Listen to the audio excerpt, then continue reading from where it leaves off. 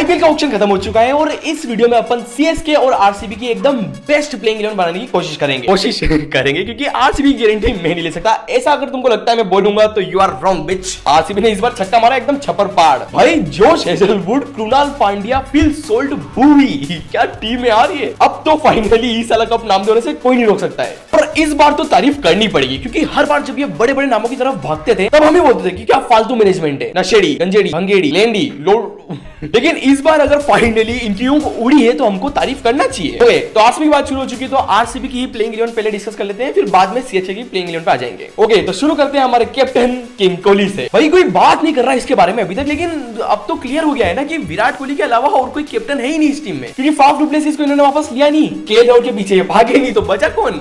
King Kohli. भगवान भी चाहते थे कि विराट कोहली जो अधूरा काम छोड़ के चले गए थे अब वो इसको पूरा करेंगे। आरसीबी ट्रॉफी उठाएगी तो विराट कोहली के हाथों से उठाएगी। फिर इनके साथ ओपनिंग करेंगे फिल सोल्ट। पिछले साल आरसीबी के बॉलर्स को बहुत सूता था इन्होंने। वेल, सूतेंगे तो ये अभी भी उसी बॉलर को, बस सिराज इस टीम से उस टीम में चले गए। Feeling set for DSP Siraj with 69 other. Third पर आएंगे रजत दलाल और फिर फोर्थ नंबर पर मतलब ज्यादा तारीफ हजम होती नहीं है ना आरसीबी। सीधी सीधी गणित थी, विलजेक्स को खरीदना था।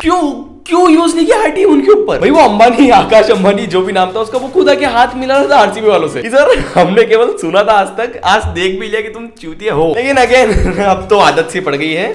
आप बताना फोर्थ नंबर पे कौन आएगा, थोड़ी वो जो तारीफ बची है वो कर देते हैं। फिर फिफ्थ पर एक विकेट कीपर चाहिए तो जितेश शर्मा। हाँ, फिल सोल्ट को केवल बैटिंग करवाऊंगा मैं, विकेट कीपिंग नहीं, क्योंकि अगर बाई चांस बॉलिंग पहले आ गई तो फिर तो ये विकेट कीपिंग करके थक जाएंगे, ओपनिंग कर ही नहीं पाएंगे ढंग से। ओके, मूविंग ऑन, फिनिशिंग पे आ जाएंगे लियम लिविंगस्टन। बहुत बड़े बड़े छक्के मारते हैं ये। अब आ जाते हैं आरसीबी की बॉलिंग पर, और यहाँ पर मुझे लगा था कि भाई हो गया कांड। पहले दिन बुरी तरीके से हकने के बाद आरसीबी की मैनेजमेंट सक्सेसफुली दूसरे दिन भी हक चुकी है, ऐसा मुझे लगा था। क्योंकि वॉशिंगटन सुंदर, सेम करन ये 2-2.5 करोड़ में बिक रहे थे और आरसीबी आज भी क्या कर रही थी, ऐसे बैठी थी यूं। लेकिन फिर बाद में उन्होंने अच्छे प्लेयर्स को उठाया। अब उनके ऊपर बात करते हैं। तो 7th और 8th पर 2 स्पिनर्स रख लेते हैं। 7th पर कृणाल पांड्या, सिराज गए तो उनका अग्रेशन ये ले आएंगे साथ में, और 8th पर सूर्य शर्मा। और फिर फाइनली इस टीम का डेडली फास्ट बॉलिंग डुओ आएगा। फाइनली ये वर्ड बोलने में कितना अच्छा लग रहा है, आरसीबी का डेडली डुओ, वो भी बॉलिंग में। 9th पर भूवी और 10th पर जोश हेजलवुड, और फिर 11th पर यश दयाल भी आ जाएंगे। Okay, let's move on to Mahi की टोली। और जैसे कि आरसीबी की मैनेजमेंट से हर साल उम्मीद होती है कि वो तो हगेंगे ही, वैसे ही सीएसके की मैनेजमेंट से भी ये उम्मीद होती है कि ये तो अच्छा परफॉर्म करेंगे। अब आरसीबी तो उम्मीद पर खरी उतरी नहीं, जो कि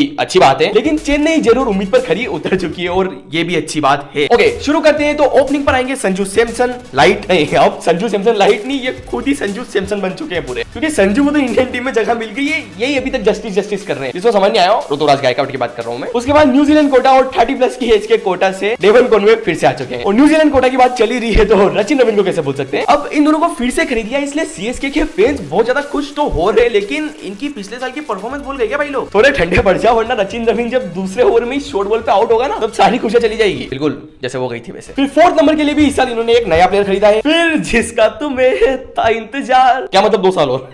ओके, मजाक से हटकर इस टीम के सबसे इंपॉर्टेंट प्लेयर आएंगे 5th नंबर पर MS धोनी। बाकी आप लोगों को क्या लगता है कि ऋषभ पंत के पीछे नहीं भागने के पीछे इनकी थिंकिंग क्या थी? क्योंकि MS धोनी आज ना कल तो रिटायर होने वाले हैं और उसके बाद इनकी ब्रांड वैल्यू कम होगी, बहुत ज्यादा कम होगी, ये तो अपन सब मानते हैं। तो पता नहीं इन्होंने क्या सोच के इनके ऊपर बिड नहीं किया, और पैसे की बात थी नहीं क्योंकि 20 करोड़ में खरीद लिया था यार LSG ने इनको। एनीवेज, अब 6th और 7th पर 2 ऑलराउंडर्स रख लेते हैं। 6th पर तो इन्होंने शिवम दुबे को ऑलरेडी रिटेन कर लिया था, और 7th पर इन्होंने सेम करन की घर वापसी करवा ली है, वो भी केवल 2.5-3 करोड़ में। स्टील, भयंकर स्टील भाई। फिर उसके बाद 8th और 9th पर 2 स्पिनर्स रख लेते हैं। तो हमारे राम और लखन लौटा है रविंद्रन और रविचंद्रन। मुंबई में जैसे बोल्ट और बुमराह का लिथल डुओ है ना, वैसे इनके पास रविंद्रन और रविचंद्रन का लिथल डुओ है। और फिर फाइनली 10th और 11th पर 2 फास्ट बॉलर्स रख लेते हैं। तो 10th पर खलील अहमद और 11th पर पति राणा। वीडियो पसंद आई तो लाइक, चैनल को सब्सक्राइब। Tata bye bye.